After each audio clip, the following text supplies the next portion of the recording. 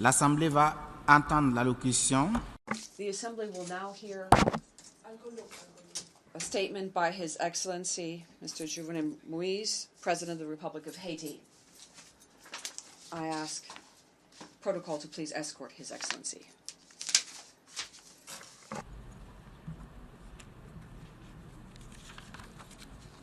au nom de l'Assemblée générale. On behalf of the General Assembly, I wish to welcome to the United Nations His Excellency President Moïse, President of the Republic of Haiti, and I invite him to address the Assembly.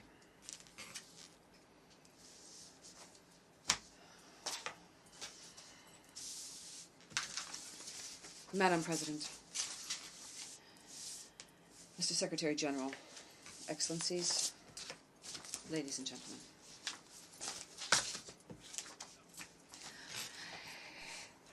May I begin by extending my greetings to Madam President and congratulating you on your election to the helm of the General Assembly of the United Nations. The great qualities and talent are no doubt a guarantee of the success of the work of the 73rd session. And I would also like to commend the presence of the Secretary General and his courageous action geared to improving the efficiency of the United Nations system in order to improve the well-being of all humanity, to use the expression of the Pope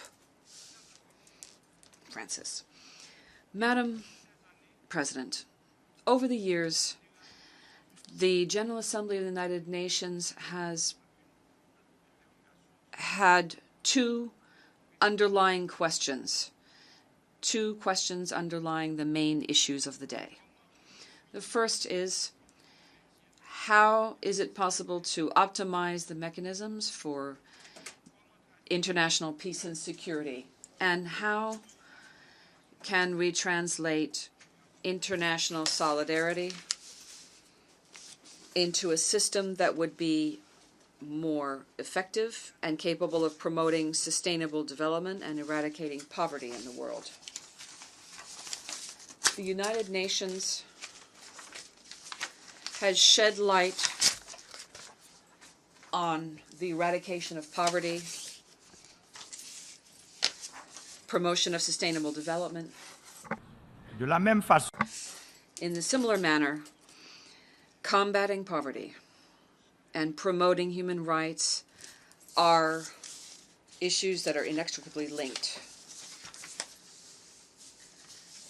Abject poverty is a denial of human dignity.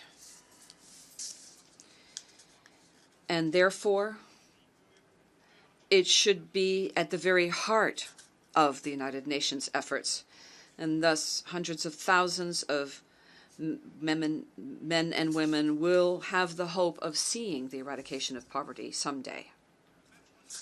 Along these lines, intensification of our battle against climate change is one of the most important and pressing issues for mankind at this time. And it should be one of the greatest priorities for the international community. The Paris Accord of 2016 on climate change is therefore an important milestone. And everything should be done to ensure that international obligations and the responsibilities that stem from those obligations are respected. We all know this. The regimes for adaptation and mitigation of climate change, as well as measures to take in order to attenuate the damage, are all extremely costly. Mitigation of natural risks, which is one of the strategies of sustainable development, is an investment that today means we are investing today for what we will need tomorrow and that we know will be indispensable. To date, the financial means are clearly insufficient in order to respond as appropriate given the scope of the challenges before us. The mobilization of new resources for sustainable development, for climate change, is an absolute priority. And thus we must note that the most vulnerable countries, especially small island nations, especially in the Caribbean, which would include the Republic of Haiti, are countries that are not producers of greenhouse gases, and yet they are the victims of most of the damage caused by more frequent and more violent hurricanes. The promises made during the One Planet Summit last year in Paris made it possible for that country to adapt its environment and mitigate the negative effects of climate change, which should take place. Madam President, I would now like to shed some light on the situation in Haiti 1 year after the closing of the stabilization mission of the United Nations, MINUSTAH, and MINUJUST replacement. Since my accession to the presidency, I have never ceased working for consolidation of the rule of law. Strengthening democracy, what we have achieved, strengthening human rights, is something I am firmly convinced is absolutely vital as we seek to modernize our economic, social and political structures to allow the country to emerge from the trap of underdevelopment.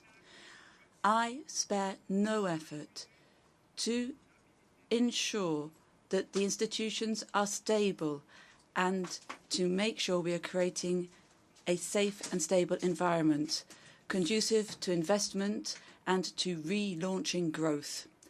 In a context of ever scarcer resources and real pressure, the Caravan of Change, an innovative strategy, aims to make all of the state's resources available to the people of Haiti. There are many tangible results which have been achieved over the last 18 months in terms of social, political and economic modernization as started by my government. Here, I would just cite the latest report of the United Nations Secretary General on Haiti, which highlights the important progress recorded under the political and institutional stability plan in the sphere of human rights protection for strengthening of the judicial system and improving the security environment. However, despite this progress, we must recognize that economic growth is rather apathetic and continues to exert a heavy burden on our national development strategy and on peacekeeping. The country is indeed confronted with these interrelated challenges of a major scale. To this we see added demographic pressure, rampant urbanization, the degradation of the environment, the extreme vulnerability of the country to natural disasters. The 2010 earthquake, I recall, caused damage which is estimated to be the tune of 120% of the GDP. In addition, we must mention the effects of Hurricane Matthew, which caused damage equivalent to 32% of the GDP. This structural vulnerability has ramifications. Last July, following the application of the law on the adjustment of prices for petrol concluded with the IMF, the country lived through the terrible and painful experience of a popular uprising as a reaction to the demands of the staff monitored program concluded with the IMF. Indeed, Haiti, which does not produce oil, is confronted with the painful requirement to continue to finance government subsidies for petrol prices. President, ladies and gentlemen, this violent expression of discontent from some part of the population cannot be underestimated. It posed particularly clearly the core question of the risks associated with extreme social and economic precarity and a lack of economic prospects. Moreover, it highlighted how fragile what we have achieved is. Even though we have achieved a great deal through a constant struggle, all of this can be put in jeopardy if there is not appropriate support over the long term. One of the lessons that we have learned from this crisis is that structural reforms need to be engaged in the long term. Whilst they are indispensable, they cannot be undertaken overnight in a short period of time and in conditions which are too rigid, imposed by technical and financial partners, need to take account of the social and economic reality of each country. I do not wish to place the blame on anyone here, but I should note that the recent events this summer were to a great extent the result of a far too narrow a vision of development aid, which does not always allow our international partners to recognize the need for a less fragmented approach, a less rigid and more integrated approach, one which is more in line with the interdependent issues of development and security, and which are more appropriate, more in line with the 5 Paris principles on the administration and efficacy of public aid for development, of ODA, and the Accra Programme of Action. In other words, the success of the strategy to maintain peace and what we have achieved thus far, which is of particular importance to us, depends to a large extent on the ability of the country to obtain the additional resources necessary to allow us to overcome our structural impediments, to relaunch public investment in essential infrastructure, and to overcome the obstacles that we come up against to ensure growth when we see 3/4 of the population still living under the poverty line. Madam President, I wish to restate here, before this Assembly, that I have made a formal, solemn commitment to the Haitian people and the international community that I shall spare no effort to resolutely commit the country to sustainable development based on the rule of law, political stability, and a never-wavering fight against corruption in all of its forms, modernizing institutions, ensuring social and economic progress, consolidating our democratic achievements and our achievements in the sphere of human rights, all our achievements which I believe are irreversible, and that is my firm conviction. Given this, the new government of national union, which has just been formed, is endeavouring with a renewed action plan and several priority objectives to conduct the following reforms. Firstly, to immediately improve living conditions of the most vulnerable and marginalised amongst our population, thanks to innovative programmes, improving the business climate, relaunching public and private investment, which can engender growth and job creation, and encourage an enlargement of the middle class, and will significantly reduce social inequalities and exclusion in all its forms. Pursuing reforms aiming to consolidate the rule of law, to strengthen the judicial system and the national police, and in parallel,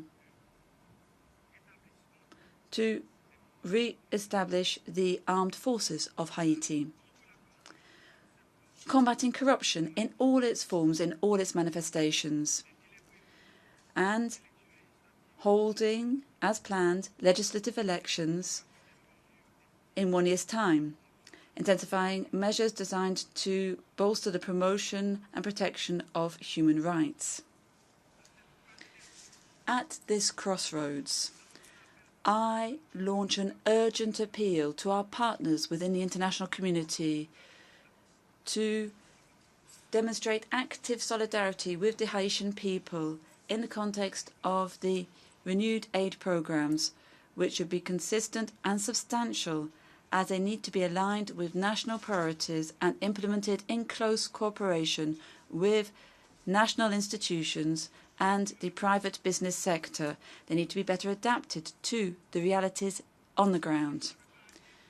This paradigm shift shall considerably bolster national efforts and make a contribution to us achieving the sustainable development goals that we have established with, as a priority, eradication of poverty by 2030. Madam President, peace, development and security go hand in hand. And we cannot repeat this enough.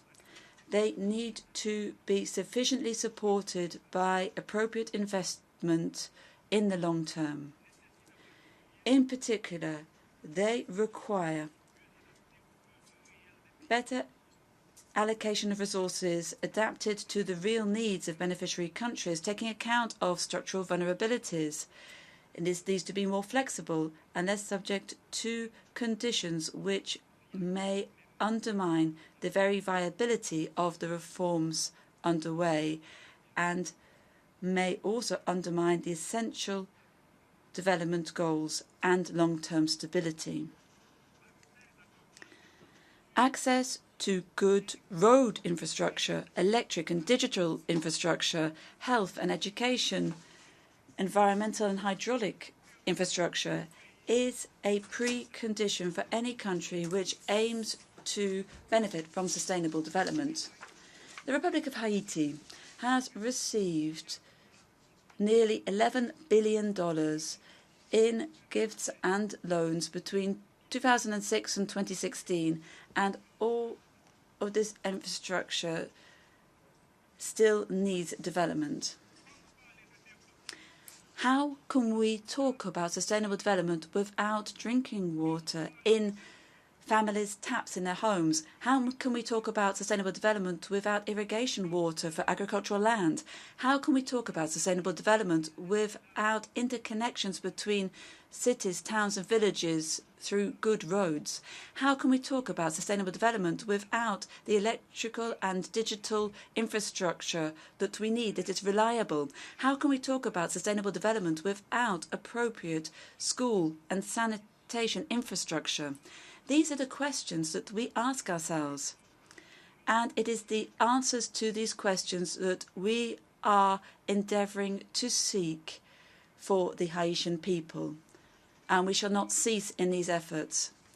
To construct an electricity and digital transmission network which is suitable over 27,750 square kilometres, some $400 million are needed. The Republic of Haiti has almost 1 million hectares of agricultural land. Half of this can be irrigated without great difficulty. Unfortunately, only 5,000 hectares are irrigated, which means that 450,000 additional hectares need to be made viable, and this requires some $675 million. For tap water to be available in households in all parts of Haiti, we need to have investment because we need some $300 million to be able to treat the 220 million cubic meters of water necessary for all the communes in Haiti. We need the production of 50 million fruit trees every year to reforest the country. and the construction of different centres for this requires some $35 million. To turn to education, 15,000 classrooms are needed to allow 500,000 children who do not yet go to school to have access to good basic education. Some $450 million are necessary for the construction of these classrooms. In the health sector, 122 health centres are necessary to overcome the deficit we have in different communes. $20 million are needed here. I would also take advantage of this opportunity to call upon the international community to mobilise the resources needed to eliminate cholera introduced by Minister to Haiti and to compensate victims. To interconnect and renovate the 146 communes in Haiti, the local authorities, and to improve the different roads, we need $800 million. From this podium, I wish to say to our technical and financial partners that we must gather our courage together to rethink how development assistance is provided to Haiti and other countries in a similar situation. Our compass here is the Paris Declaration of 2005 on this matter and the ACRA program from 2008. With the meagre financial resources we have in the Republic of Haiti, we have started great public works in the country. Today, more than ever, we need this synergy to build a future for our country. We must work together whilst scrupulously respecting the priorities of Haiti. The fight against corruption started on the 7th of February 2017 is one that we need to conduct to make sure that future generations have a better future. Thank you very much.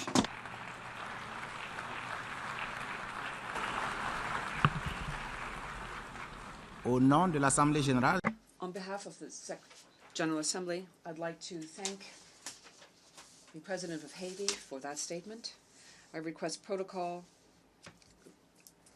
to escort His Excellency, and I ask representatives to please remain seated.